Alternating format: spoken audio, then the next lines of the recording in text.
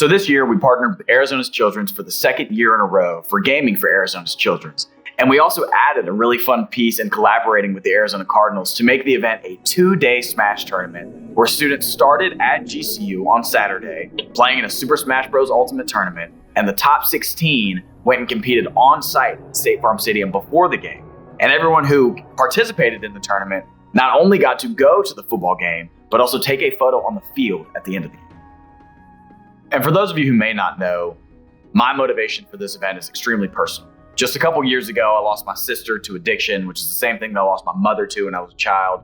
And with my sister, I think a lot of her struggles and challenges really related to the fact that she lacked support once she aged out of the foster care system, which is exactly what we're raising money for with Arizona's Children's.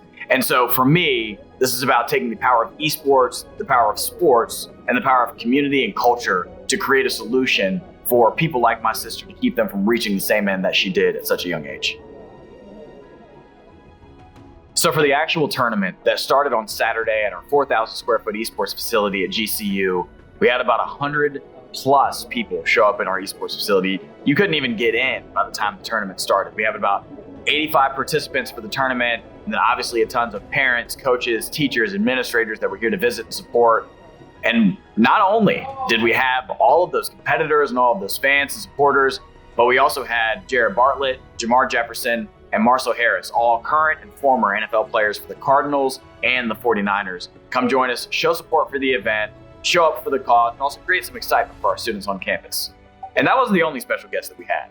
Another special guest that we had was Big Red, the mascot of the Arizona Cardinals. I think everybody knows from watching our watch parties, seeing some of our other episodes of Path to Perfection, our community loves mascots, and today exhibited exactly that.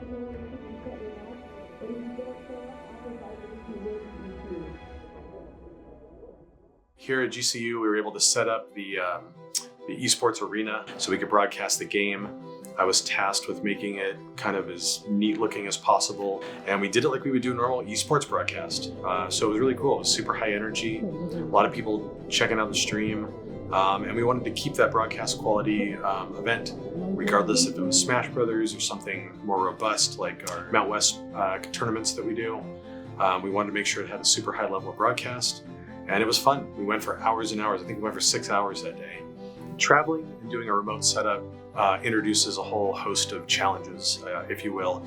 In here, this is a contained environment. We know all the plugins are the same, all the cameras are the same. We have everything you could possibly imagine, from graphics channels to video playback. All that goes out the window when you go on the field. So I had to kind of redesign and plot how we were going to accomplish something as close as we could in the field. So I had to work with facilities at the Cardinals Arena. I had to make sure I had an internet drop so we could get out to everything. The sun in our eyes, it had rained all morning. We didn't know if it was going to keep raining on us, so you have all these crazy elements that you're dealing with. Everything worked out in the end, which is awesome for us. We had a great broadcast. We got to declare a winner out there, which is really cool. Working with the Cardinals, with their sales team. We got a tip. We were getting ready to get to our seats and stuff, and our sales rep called us and said, "Hey, do you guys want to go be flag runners?" I don't even know what that is, but we say yes, of course, because something cool the Cardinals are going to give us. So the esports director and I got to go down underneath the arena, and we got to carry the American flag out on the field. And he was on the running side, and I was on the tethering side, and we got to do the flag during the national anthem with this live singer and the fly over the F-16s. It was just absolutely insane. What a blast.